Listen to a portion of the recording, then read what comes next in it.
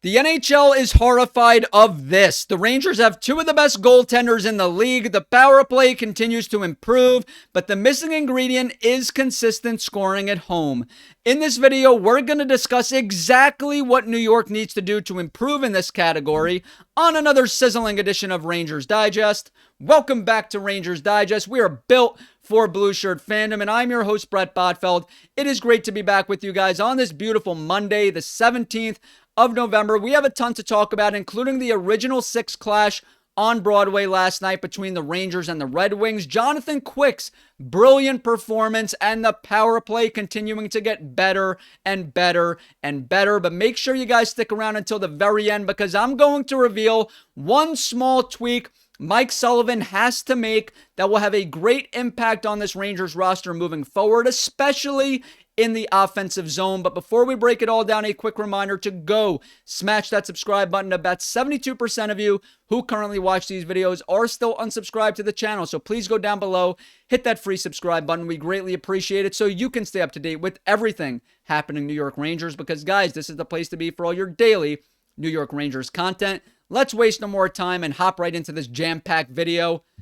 Now, Jonathan Quick did everything, and I mean every freaking thing, bro, within his power to will the New York Rangers to victory last night at Madison Square Garden. But even a brilliant 40-save performance by their almost 40-year-old goaltender wasn't enough for the Rangers, who dropped a 2-1 decision to the Detroit Red Wings. This comes from ForeverBlueShirts.com. Jim Cerny, they do some fantastic work over there. I love it.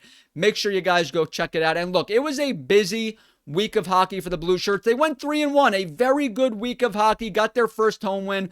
I understand as fans, we want perfection. We all want to go 4-0, and it was a sloppy game at MSG, at the world's most famous arena last night. But Jonathan Quick kept them in this freaking game. Jonathan Quick was sensational. Jonathan Quick brought the fire, the fun, the funk last night. More on that later, but man, Quickie, if it weren't for him, this easily could have gotten out of hand in a hurry. Could have been a 5, 6, 7-1 game, who knows? But Jonathan Quick with his 40 saves, really put the Rangers in a position where they were almost able to steal a point. Now, look, I get it. At home, the Rangers look a step slow. Both teams were on a back-to-back, and I don't know why, for the life of me, why the Rangers look like they have more urgency on the road, why they look more lively on the road, why they have more juice, more spunk, more spark. They don't have that same energy at home, that urgency. I don't know what it is. A lot of one-and-dones for the Rangers last night. The Red Wings getting second and third opportunities off the rush. One of the best teams in the league off the rush. It was only a matter of time before they put that second goal in the back of the net and broke through, and eventually they did. But nevertheless, a sensational performance from Quickie. Now, Quick not only battled until the final buzzer on the ice, but afterward as well. On the bench for a sixth attacker, when the clock struck 000, Quick was enraged, fired up that Detroit forward Mason Appleton sent a shot into the Rangers' empty net after the horn sounded. He charged onto the ice to confront Appleton and instead met up with Red Wings captain Dylan Larkin, who took a few shots to the face from the goalie's blocker as both benches emptied. Guys, I understand that JT Miller is the captain, Vincent Trocheck the alternate captain. I get the leadership group. But look, Jonathan Quick, I get his production. I get his skill. I mean, I was even having flashbacks last night to that 2014 Stanley Cup final when he was just an absolute brick wall against us. I mean, the guy doesn't look a day over 30. So I know why he's here to produce, to be Igor's backup, be consistent, be reliable, give the Rangers a chance to win on a nightly basis. But man, the presence, the leadership that this guy has in the dressing room is invaluable. That's a big reason why he's back as well. And all I can say is I love having this guy on our side now. Here's a shot of the brawl last night. And just look at these jerseys, guys. Look at how beautiful. I mean, both teams, in their centennial season, wearing their beautiful, beautiful sweaters. And, the night was just high temperature, high tension the entire game. I know the Rangers were heavily outshot, outchanced, and really looked sloppy in this game. But, this was a physical, fun game to watch. It was sloppy, but it was like an old school hockey game. And I loved every second of it. I really believe that the NHL needs more rivalries, more action like this in the league. But let's hear what Jonathan Quick had to say about the benches clearing brawl last night.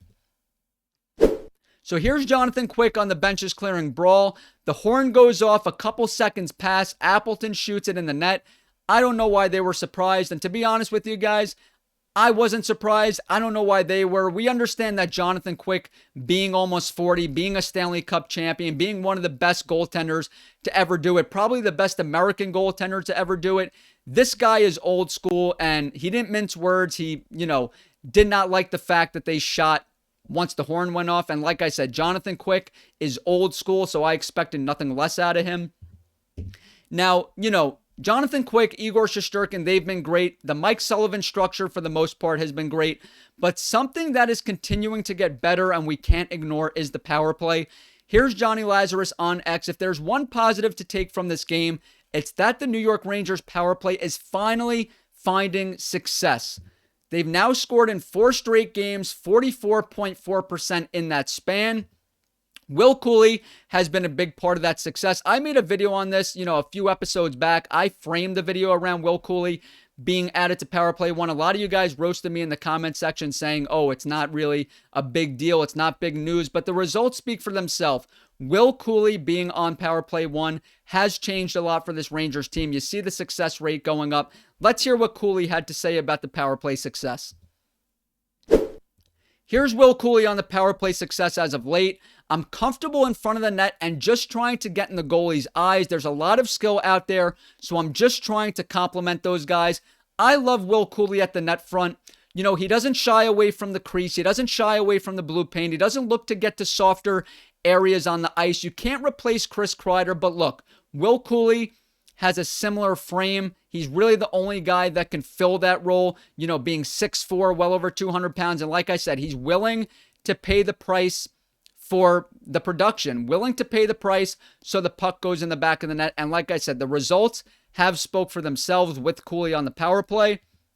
Now, another guy who's been great on the power play, who's been on a heater as of late, is Mika Zibanejad. You can see Mika Zibanejad scored last night on the power play, scored in back-to-back games, Saturday night in Columbus, last night at home against Detroit.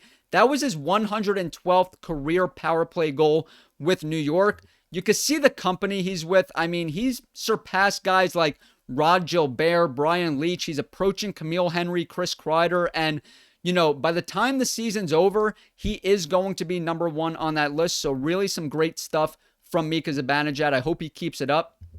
Now, the Rangers, not all is great. I spoke about the goaltending being good. I spoke about the Sullivan structure being good, the power play getting better. But look, something we can't ignore is Connor Sherry, Johnny Brzezinski, guys like this that are playing in the Rangers middle 6. We just can't have it. Things can't go that way for the rest of the season. The Rangers need to make a tweak. You can see from NYR Louis, the Rangers haven't scored an even strength goal in their last 135 minutes on the ice.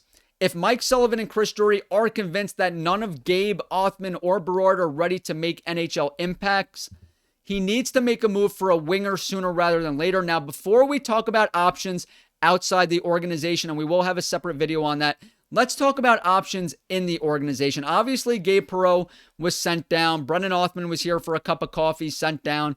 But Bret Botfeld, we haven't seen him this season. A small tweak that Mike Sullivan can make is as simple as subbing out Connor Sherry. I mean, guys, I've had it up to here with Connor Sherry. This guy hasn't scored a goal. It feels like he will never score a goal. And look, I respect Connor Sherry. I respect what he brings to the team as a 13th forward potentially. I respect the fact that he's won multiple Stanley Cups, but that was over a decade ago, guys. I've had it up to here with Connor Sherry. It feels like this guy is never going to score. And just to prove my point, Connor Sherry has 4 goals. 4 freaking goals in his last 82 games. Bret Botfeld, 6 goals in his last 35 games. And that was with a torn labrum in his damn shoulder. Look at the stats. Bret Botfeld last season, 35 games, 10 points, -6.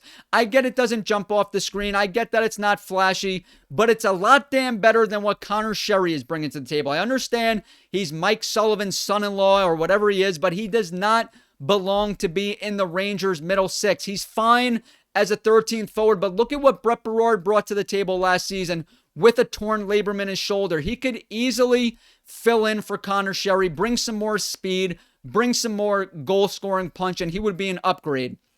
Now, options for outside the organization, two come to mind, and we will have a separate video on this. Igor Chinakhov from Columbus, Nick Robertson from Toronto. Those are two options that come to my mind off the top of my head. But that's going to do it here today, folks. I am fascinated to hear what you guys have to say. You know, the Sullivan structure is real. The goaltending is good. The power play is getting better. But what could the Rangers do to get some consistent scoring? Not just consistent scoring, but consistent scoring at home. Excuse me. We understand how good they've been on the road, but until they start protecting home ice, until they start winning on home ice, it's more sustainable to win on home ice than it is to win on the road. So, you know, there's a better chance of, you know, the Rangers winning on the road going down. You know, obviously they're off to a hot start, but how sustainable is that really? We'll see. But leave your comment down below. What can the Rangers do to really add some spark to this offense? I mean, is Bret Botfeld the answer? Is a trade outside the organization an answer? Leave your comment down below. The conversation always continues over there. Let us know how you feel. And if you haven't yet, hit that free subscribe button so you can stay up to date with everything happening New York Rangers. Enjoy the rest of your day, guys.